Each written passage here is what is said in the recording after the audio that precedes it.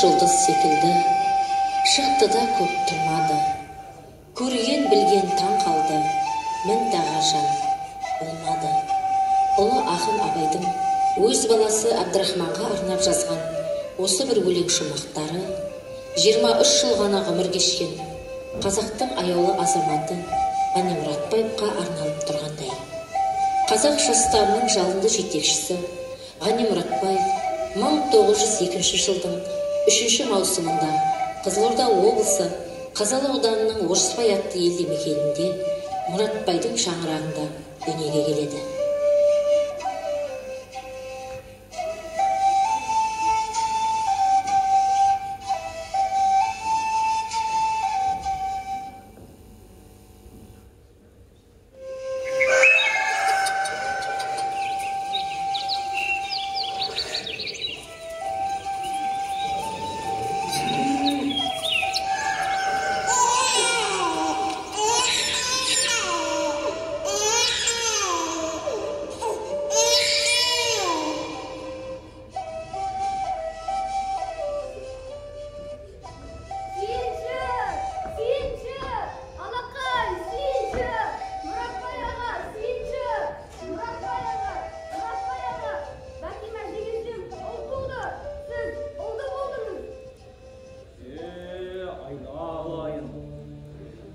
Жақсы жаңалық болды-ау, сүйіншің дайын қалағаныңды-ау. Бұл бала менің көптен күткен қуанышым еді. Атын татар досымның құрметіне Ғанибай деп қоямын.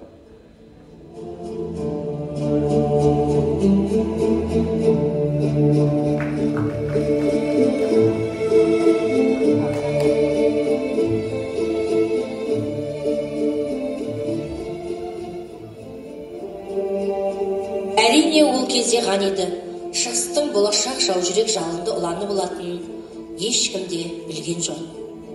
Алаулаған таңның алабұртып атып келе жатқанын тек табиғат ана ғана сезгендей. Төңірекке күн шуағын төгіп, мейірлене қарап тұрған еді. Әкесі Мұратбай 1897 жылы Қалқбас өлкесіне болыстыққа түсіп, халықтың таңдауымен болыс боп сайланады. Бірақ кедей-кепшіктің жоғын жоқтаушы жаңа болыс жергілікті билік өкілдеріне жақпай, ақырында түрмеге түседі. Түрмеде көрген қорлығы мен орыс тілін білмейтіні әкесі Мұратбайдың жанына қатты батады. Өлер алдында әйелі Патимаға Ғаниді орыс түзе мектебіне оқытуды аманат етіп кеткен екен.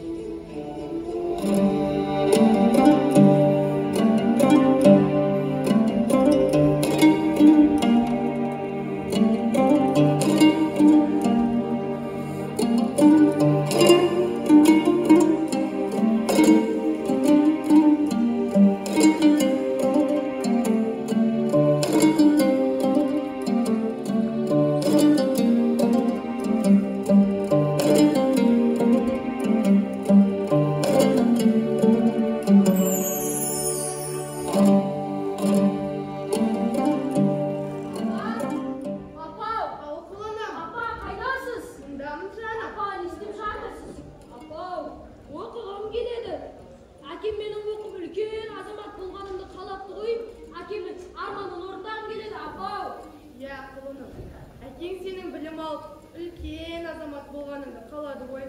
Оқу жазған асықта кеткен секілдісің. Биыл күзде қалмай, өзімде сені оқуға берсем бе деп ойланып жүргенмін. Қазақ балдарының саны аз дейді. Өзіңнің қатарларыңа да білім ал, сауаттансың. Рахмет, апа.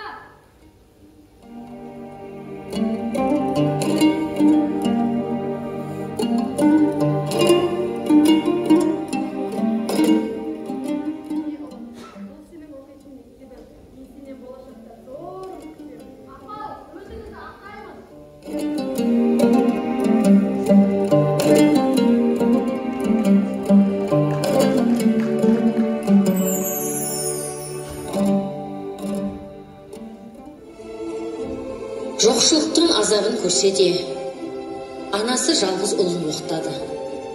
Жанашыр адамдардың жәрдемімен Ғаниді пансионы бар 4 класстық орыс түзе мектебіне орналастырады. Шалғай жатқан ауылдан Қазалы қаласына жеткен Бәтима ана Ғанибай деген саудагердің дүкеніне жұмысқа орналасады. Жоқшылығы мен қиыншылығы қатар өрбіген өмірден Ғани әрқашан жауап іздейді. Дүние не деген әділетсіз жаралған. Біреу бай тамақты жатып жеді, ал біреулер өмір бойы оны үйінде жұмыс істеп, сонда да әрең күн көреді. Өмір ұдайы осылай бола бермек пе? Жоқ, өзгеретін күні бола ма деп ой ұшына жете алмайды. Осы бір мазасыз күндер мен түндер Ғаниді ерте сейітті.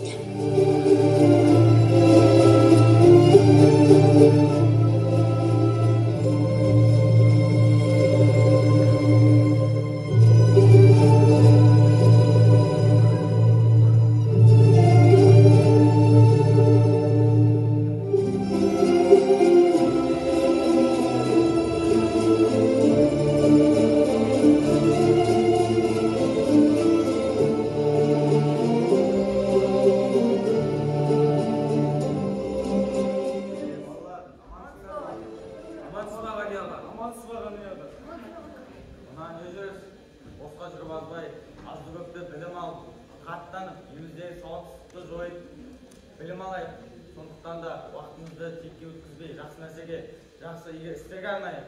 Ғани аға, менің де оқығым келеді. Ғани аға, менің оқуға еш мүмкіндігім жоқ. Көмектесесіз бе? Саған да көмектесемін.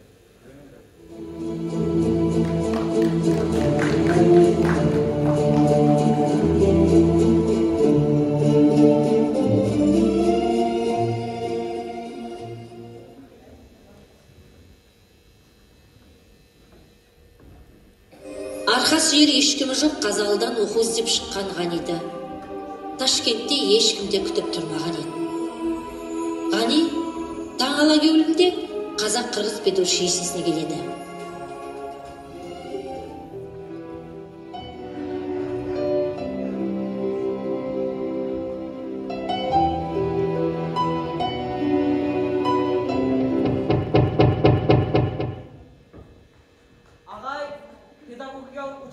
Директор қайда отырады екен? Айтып жібересіз бе? Педагогикалық училищенің директоры мен боламын. Айта бер. Мен Қазалыдан келіп едім. Осы училищеге оқуға түскім келеді. Кел, жақын отыр. Танысайық.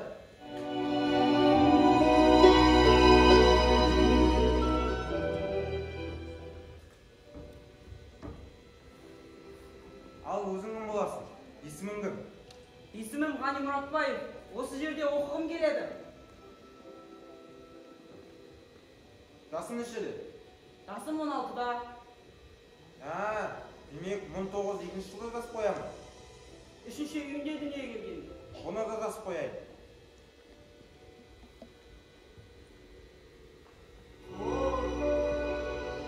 Не деген керемет кітаптар?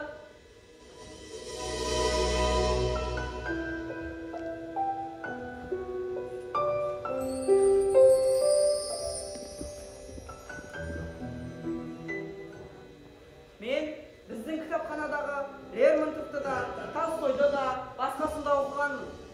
Қазалыдағы қалалық училище мен кітапханалардағы барлық кітапты оқып шыққанмын. Ал орыс тілін өзіміздің орыс түзеу мектебінен білемін. Балам-ау, сен шын оқасымен келдің ба? Кім болғың келеді? Мен анама жақсы оқимын деп ант бергенмін. Сізге де сол уәде бергім келеді. Мен лениншіл большевик болғым келеді.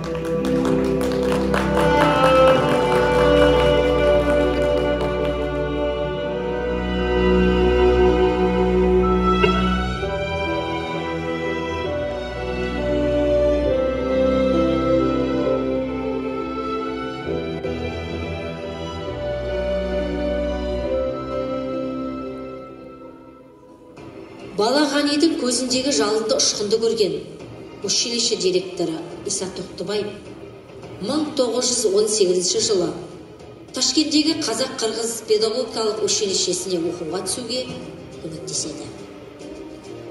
Сол замандағы Түркістан өлкесінің астанасы Ташкентке оқу мен білім іздеп келген Ғанидың өмірі жаңа арнаға ұласады.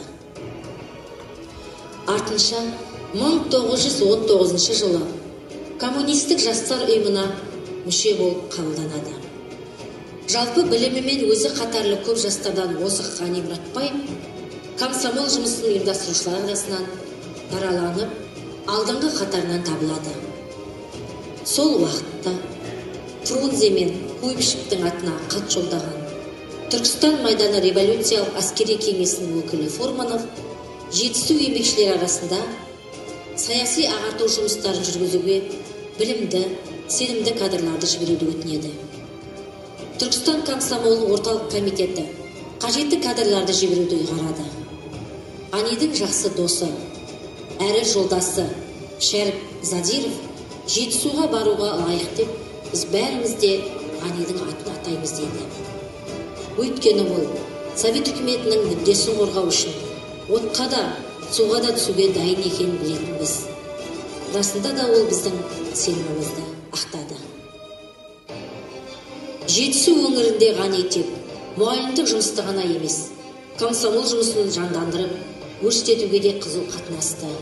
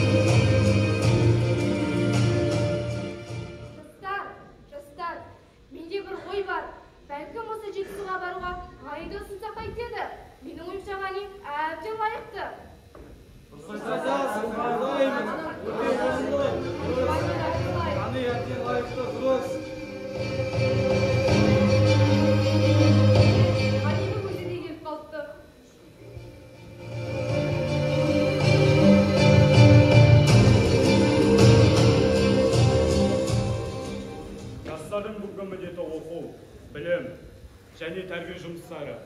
Сондықтан сөзде іске көшетін уақыт келді. Ғылымсыз, білімсіз ештеңе болмайды екен. Биыл Қаратабан кедей жастардан 500 баланы оқу орнына орналастырып, мектеп-интернаттар мен балалар үйін салуды жоспарлап отырмын.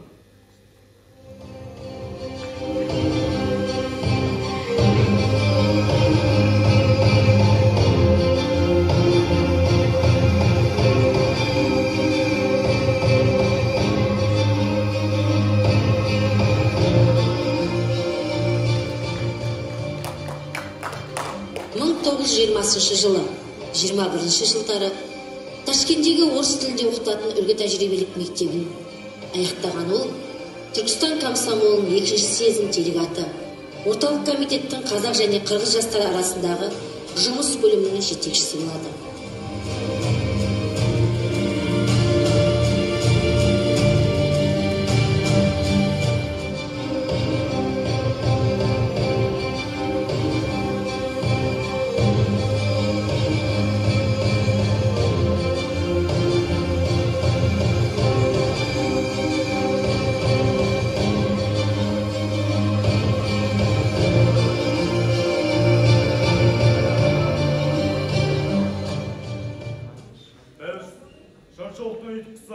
Заманның қожасы тірегіміз. Алдымызда асқар тауда істеп тұр. Оған әзір болу керекпіз. Болашақ сендердің қолдарында. Сол өмірді жақсартуға бүгіннен бастап әрқайсының белсене атсалысуларың керек.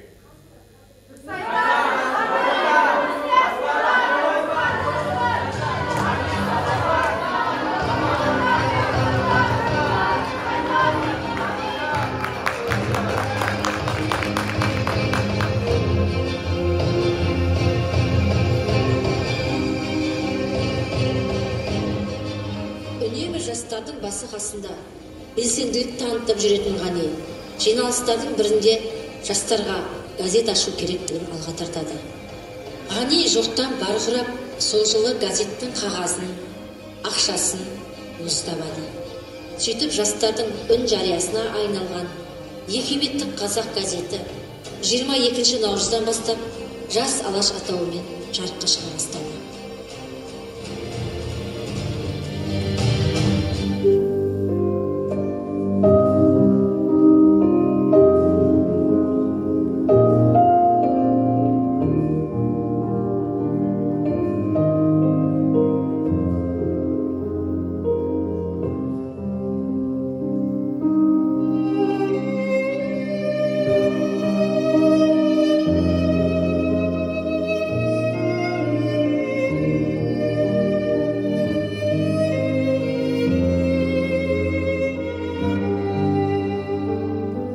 Жас алашпын, халқымның үнімінмен.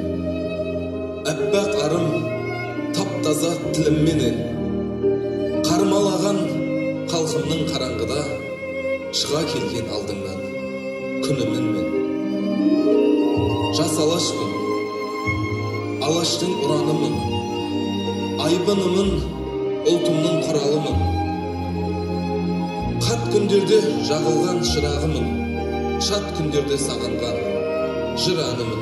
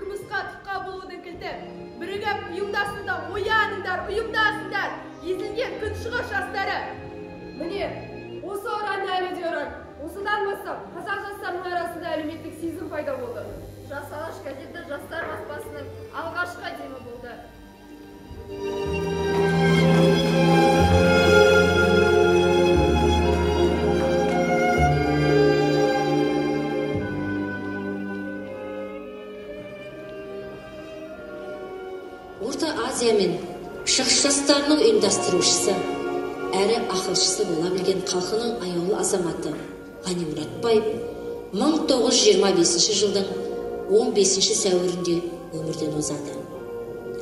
Қазақ және шығыс жастарының көшбасшысы Ғани Мұратбаев Мәскеудің Ваганков зиратына жерленген.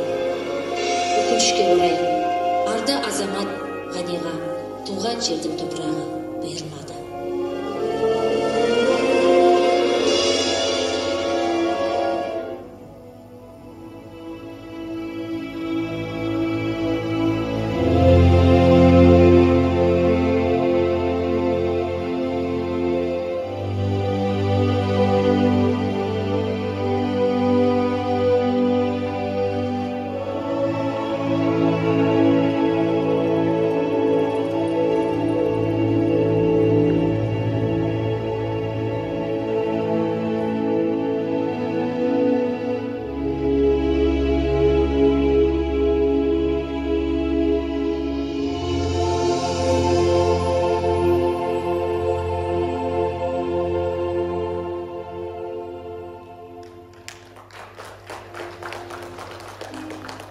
Мен ғанимын, ұлының қазалының, ел жұртыма жетеді азал өнім. Қыршын кеттім өмірден жазамын деп, қасіретін қырсыққан қазағымның. Мен ғанимын, жалынмын лапылдаған, қалдартымда таңдарым атырмаған. Халқым үшін қаңтарда мұз жамылып, мәселе жоқ, басымды қатырмаған. Мен ғанимын, мертіккен арыстанмын, қас жаумен халқымның алысқанмын. Жеткізем деп бақытқа ұрпағымды, заманыммен жармасып жарысқанмын. Мен ғанимын, шығыстың шынарымын, ұл үстерге бастаған ұланымын. Арман мұңын халқымның іліп алып, шарықтаған қияда қыранымын. Мен ғанимын, шын сөздің ұстасымын, Әлихан Міржақыптың тұстасымын. Мағжан мен Ахметтің бауырымын, жалын жүрек жастардың ұстазымын.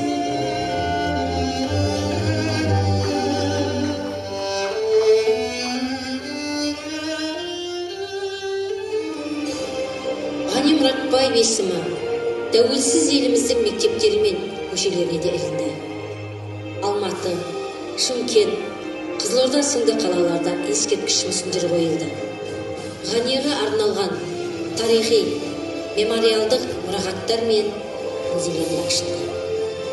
Өшпес ісің кеткен артқа қалдырып, жасай берме, әр күн сайын жаңғырып.